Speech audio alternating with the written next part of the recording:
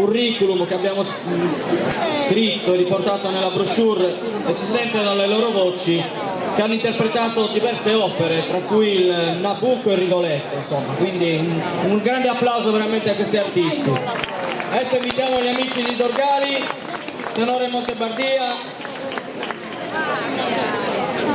e gli accenti.